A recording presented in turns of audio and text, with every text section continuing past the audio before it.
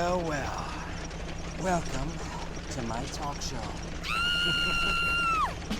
Take a sip from your soul on a metaphysical milkshake.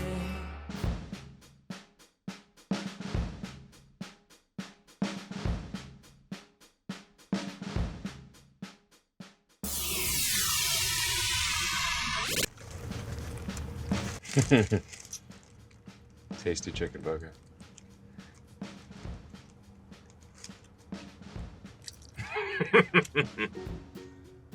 Sure. You may be a billionaire, Yeah. entrepreneur, Yeah. inventor, man extraordinaire. You're not getting any of my chicken burger. All right. No problem. I can do without the chicken burger. It's so good. Yeah. Elon Musk. Yeah. What is it like to be named after the scent of an animal? It certainly led to a lot of mocking in junior high. I that's know for what sure. that feels like. My name Right. is Rain. So, Right. could you imagine if you were named Rain Musk? Right. It's raining Musk. I mean, You grew up in South Africa. yeah. You were in the army there? No. No. I left at 17. Well, in part in order to avoid conscription into the South so African you army. left so that you didn't have to do the army. You know, spending 2 years suppressing black people didn't seem to be a great use of time. I think that's probably the worst use of any human being's time. Right. So good for you. Right. Right on. Elon Musk. Draft dodger. I guess the first question is, you're the founder of Tesla Motors. Right. Can I have a car Yes. for free? No. What if I told you that I will not let you out of the van unless you give me a car for free? Next question. Now, what was that like when all of a sudden, like, you're a millionaire, you're working your butt off, you're creating these software companies, Sure. you're developing PayPal, and then all of a sudden, like, that needle goes blink, and you're a billionaire. Did you ever go, like, did you have, like, a party? Did you blow a party favor? Like, whoa! When you became no, not really. a billion, did your accountant call you and, like, guess what, Elon? You No. went from millionaire to billionaire. Not really. No. No. I mean, it's not as though I've got like $1 billion just sitting in a bank account or something. It just means that my ownership of the companies, if you add them up, it's a couple $1 billion. Right. It's pretty That's awesome nice. in that you earned it and you made it yourself. Right. and I did not you inherit created all it. this Yeah, I stuff. did not. And that's so cool Right. because people that inherit their billions, I just want to punch them in the throat. Right. Right. I mean, actually, I do think that from a taxation standpoint, it's better if taxes are focused on it's on estate taxes when somebody dies, as opposed to taxes when somebody's living. Okay. So you're in favor of a high estate tax. I'm in favor of given that there's a certain amount of tax that must be raised. I think it's better to obtain that tax upon death than Right. during life. I would Because go with that. you know, if somebody's demonstrated that they are a good steward of capital, then they ought to have more capital in order to do more good things with the economy. But if somebody's inherited money, then they have not demonstrated that they are a good steward of capital, and so it makes less sense that they inherit money. Also, I always think that then it urges them to not just stockpile their money, but to give it away, charitable foundations or art or gifts, or there's Right. all manner of things that you can do, foundations in your estate planning if Right. if you've stockpiled all that money. Yeah, absolutely. It's really there to give it away. What good is it when you're rotting in the ground? Yeah, absolutely. And also I think we want to avoid creating an aristocracy of wealth. That's where you want to avoid having entrenchment of wealth. I think that leads to stagnation of society. And why is that? Well, if the rules are set up such that somebody can't make headway, because the resources are constrained to a small number of people, and then they ensure that it only goes to their kids, which Right. is essentially the feudal system. Right. Then there's not much point in working hard or Right. trying to create great things because there's no reward for that. And there's a lot of countries that are like that. Some say Sure, the United absolutely. States is like that, but in a lot of ways it's not really. There are a lot of countries Yeah. where it's locked up by, like in Haiti, there's 6 families Right. that own 99% of the wealth. Right. And the wealth is not trickling down. It's not going anywhere. It's Right. just staying in those families. Right, and the United States, I think, is actually the best in the world in terms of enabling opportunity. But we need to be conscious of retaining that status. Right on. Where you want to go? Anywhere in the universe. Mars. Mars.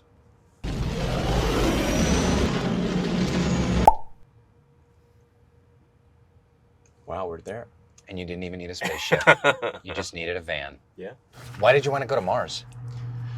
Well, the reason I want to go to Mars is because I think that's the best place where humanity can become a multi-planet species and a spacefaring civilization. And I think it's the most exciting place that we could go in the solar system. Now, how would that work for people to go to Mars? Like, what would happen? What would happen? You mean once we were there? Well, like, How- describe to me that process. So a bunch of people, they get on a spaceship. What happened? Talk me through Mars travel. Well, you need to have a big spaceship that takes you to Mars. It'll take initially 6 months to get there, although I think we can bring that down to under 3 months and maybe eventually under a month. And then you have to land on Mars and establish a base there. And initially, people would have to live in pressurized domes, but over time, you could terraform the planet and make it like Earth. So you could. How would you terraform Mars? You'd actually heat the planet up by emitting greenhouse gases. Kind of what we're doing on Earth. We're learning a lot about that here on Earth. So we just do that on Mars, and that would warm the planet up. It would thicken the atmosphere, and then the atmosphere on Mars is carbon dioxide. So as you grow plants, the plants would convert the carbon dioxide into oxygen. How could you plant the first plant on Mars? How would that work? Well, you'd have to initially have plants in a pressurized dome, transparent dome. Mm-hmm. But all you need is a transparent dome and a pump to pressurize it from the Mars atmosphere. So you could grow Earth plants in Mars soil. You can grow Earth plants in Mars soil, That's correct. but it's cold over there on Mars, isn't it? Right. So you have to warm it up. You'd need a lot of down comforters over there. Yeah, you need to. But if you have a greenhouse, sort of a transparent. Space heaters. Well, the greenhouse has a greenhouse effect, right? So it's just Right. like greenhouse. It would Earth. warm it up. Yeah, warm it up. That's fantastic. And then what do the humans do when they're there? Well, I think Like initially. volleyball or what? Initially, people would work on creating a Mars base and creating the infrastructure necessary to support life on Mars. So that would take a lot of effort, just as it took a lot of effort to establish the American colonies. Now, does the ship come back? Yeah. When you go to Mars, are you going to go like, I'm going to die on Mars? So you take healthy people that are just going to plan on living the rest of their 30 or 40 years on Mars or something like that? Well, most people would actually, I think most people would go to Mars to move to Mars, but the spaceships would come back because otherwise it would be way too expensive to travel to Mars. So people could choose to come back to Earth if they want, or come back to Earth for a visit or something like that. Could you imagine the first baby born on Mars? Right, that'd be huge. That would be freaky, Yeah. right? And a lot of pressure for that poor kid. Right. He'd be The, a Martian. the first Martian. The first Martian! That's right. Would you go to Mars? Yeah, I would like to go to Mars. But the reason for SpaceX is to enable anyone who goes to Mars, or anyone who wants to go to Mars. So we want to enable people to go to Mars. You know, governments or the world government would, or United Nations or something like that would pay to get the people over there. Because SpaceX is a for-profit company, obviously. So SpaceX is with the goal of advancing rocket technology so that eventually we could travel to Mars. And establish a base on Mars and make life multiplanetary, because I think that's one of the most important things that we could accomplish. In fact, I think it's important enough that it would actually fit on the scale of evolution itself. If you consider the major elements on the scale of evolution as being the advent of single-celled life, multicellular life, differentiation of plants and animals, life going from the oceans to land, mammals and consciousness, those are probably the big ones. But I think on that scale would also fit life becoming multiplanetary for the first time. I think it's perhaps at least as important as life going from the oceans to land. And it would, I think, preserve the light of consciousness. The consciousness, the probability of consciousness existing for a long time would be much greater if we were on two planets. If something catastrophic were to happen to Earth, then it would, life would still exist on another planet. Right. I mean, let's say there was a giant meteor impact or a super volcano, or we had sort of a massive nuclear war on Earth, or some super virus. Right. I mean, there could be something that doesn't necessarily initially destroy human civilization, but knocks it back to a much lower technology level. Right. And then there's sort of a decline to eventual extinction. So I totally believe in science. I mean, science isn't something you believe in; it's something that just is. But you had referenced kind of the reverse climate change. But what drives me crazy is the climate change deniers. And what is up with that? Is it just become so politicized that they Right. just have stopped believing scientists? That's what drives me crazy, is that people don't believe scientific reports. They believe conservative AM radio disc jockeys and certain, Fox News reporters instead of scientists. Right. I mean, it's. I think it's problematic, and I think often the debate is phrased in the wrong way. Because they'll often say, well, how do we know for certain that CO2 emissions cause global warming? And if you ask a scientist, do you know anything for certain? They will generally say, well, no, we don't know for certain, or we know hardly anything for certain. Right. But that's not the right question. The question is really, do we know that it won't cause global warming? And we absolutely do not know it won't cause global warming. In fact, it's quite the overwhelming opinion among the scientific community is that CO2 is causing global warming. Mm-hmm. And given that we will run out of oil anyway and must find a sustainable means of generating energy and consuming energy, Mm-hmm. It makes no sense to run this experiment. We're going to run out of oil and coal. These are finite resources. Sure. So why not look for those alternate resources and right. And also potentially heal the planet's atmosphere at Right. a much faster rate? Yeah, it just doesn't make any sense to consume to put trillions of tons of CO2 in the atmosphere and see what happens, which could be catastrophic, when we have to find a non hydrocarbon based way of generating and consuming energy anyway. Now, So it's just a dumb experiment. Now, you have said that there are three main problems that you are focused on the most. What are those three? Right. So, well, there were three. When I was in college, I thought there were three things that would most affect the future of humanity, and those were the internet, sustainable energy, and space exploration. So those three things they're not problems per se, but they're the three things that will affect humanity the most. Right. Exactly. The things that would, and in a good Internet, way, if they're solved right. Yeah. Internet, energy, and space exploration. Yeah, and specifically extending life beyond Earth. Now, why did you choose those three things and not healthcare, education, and the environment? So sustainable energy is about the environment. It's the biggest environmental issue that we face. Good point. So, with respect to healthcare, the real problem is not curing any one particular disease. It's actually that we have a natural kind of age limit, if you will, which is around 80. That's a human being is essentially genetically programmed to die around age 80. And the cause of death will vary, but it's just because you're having multiple organ failure, your immune system isn't working well anymore, and you're suffering from dementia. You're just going to die around 80 on average, maybe 80. Maybe that'll creep up to the sort of 85 year level, but that's really it. In fact, if we cured all cancer, the average lifespan would only increase by like 2 years. So you just die of heart disease or get organ failure. Any number of things. Yeah, exactly. You just start falling apart. You get Right. in your 70s and things just start falling apart. Right. I mean, all creatures have a natural lifespan that is built into their DNA.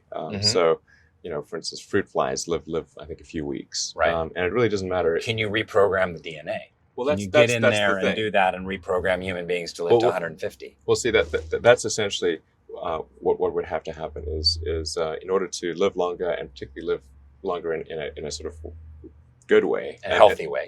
healthy way, Not just decrepit living in an old folks home. right. I mean, you could be on life support, where you can't move and you've got one functioning neuron. That's not fun. Right. But so you'd have to reprogram the DNA in order to live longer in a healthy way. And so that's probably that's an area where I think there's likely to be breakthroughs, but it's going to take a while because of the sensitivity of experimenting with DNA.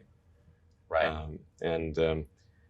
So I do think that that's also an area that'll have a big effect, but it'll have more of an effect on individual lives than on humanity collectively.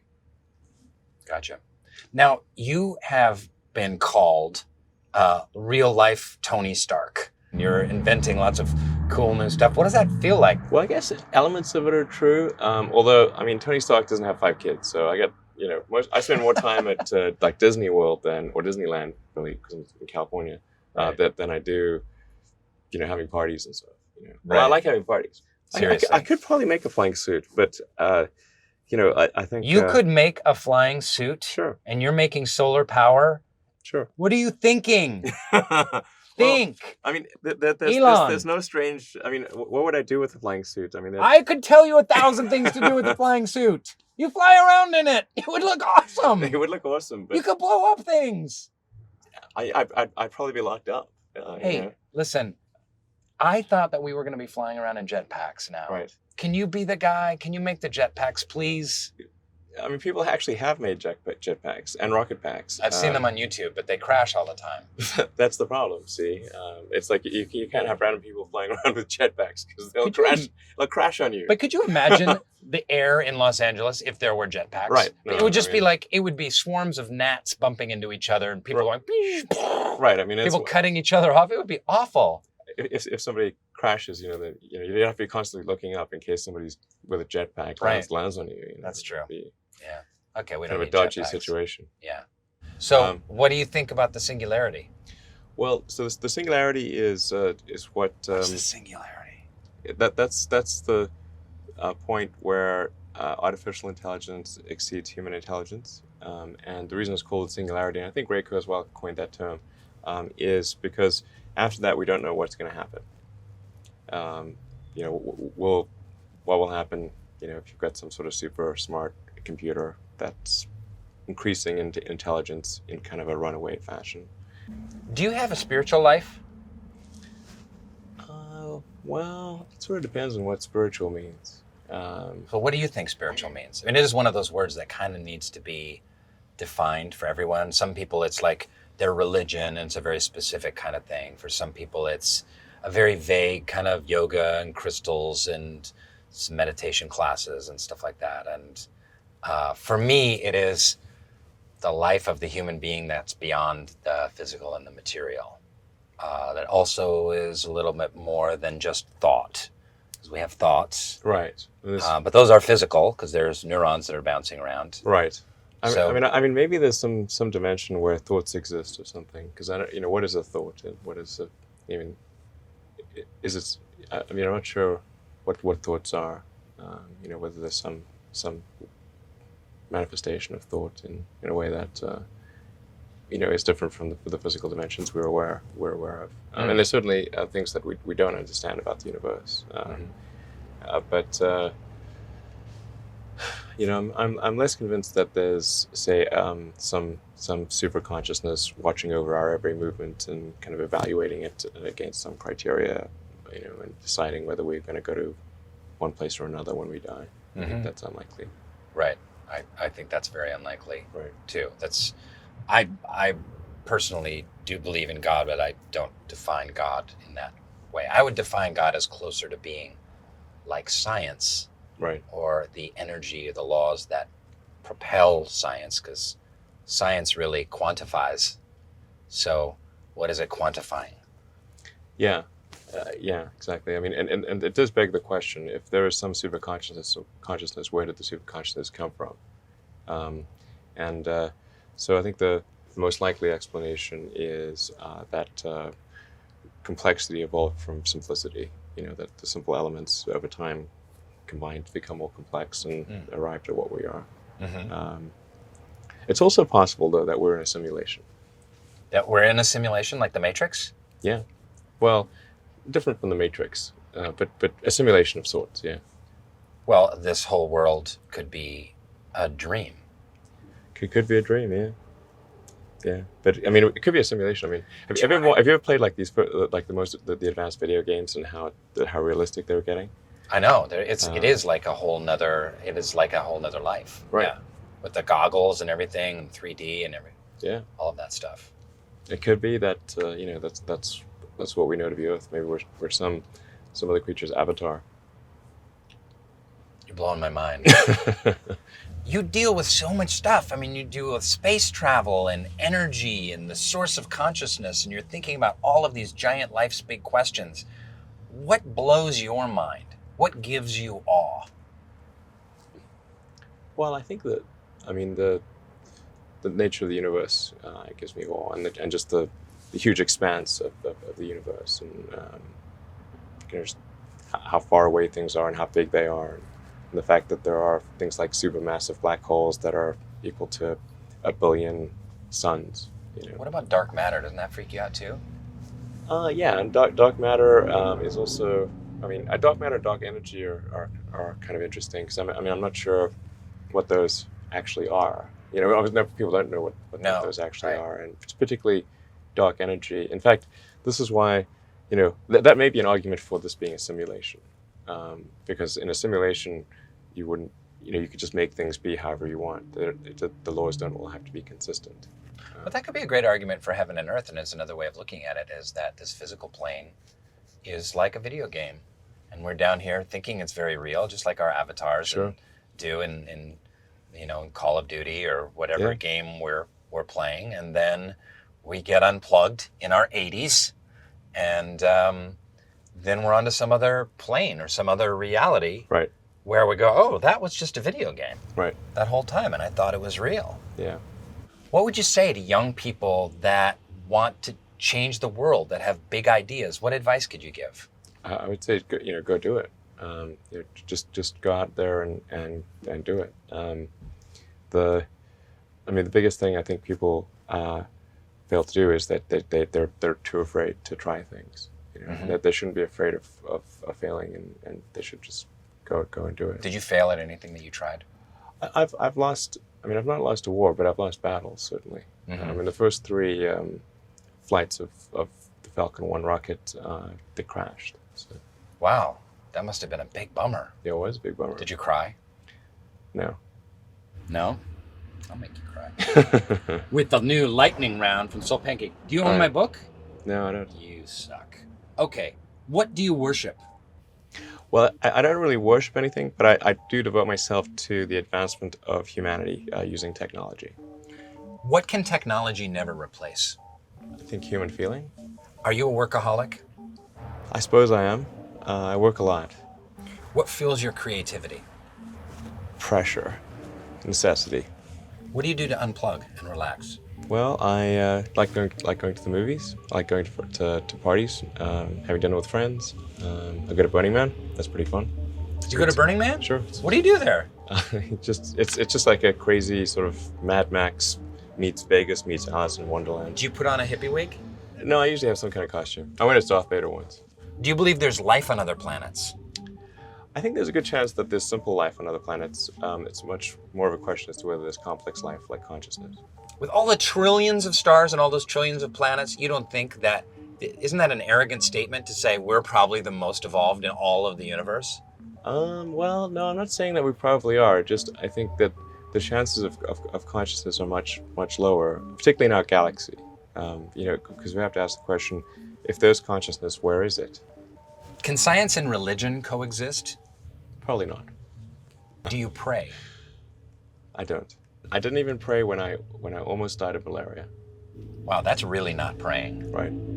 So you put your money where your bug spray was. Yeah. What's your life's big question? What's the big question you personally wrestle with? Well, I guess I wrestled with the question of what is the question? Like from The Hitchhiker's Guide to the Galaxy. The answer is the universe. What's the question? One of the world's greatest entrepreneurs is here in the back of my van. What's your big ideas? How do you want to be an entrepreneur? What kind of passion or dream do you want to pursue to make the world a better place, to take humanity to the next level? Can you upload it on a video or write it down in the comments below? I'll tell you what, I'll give you a bite. Okay. You give me a Tesla. Sounds like a good deal. Deal? Deal. Shit. Yes! Score!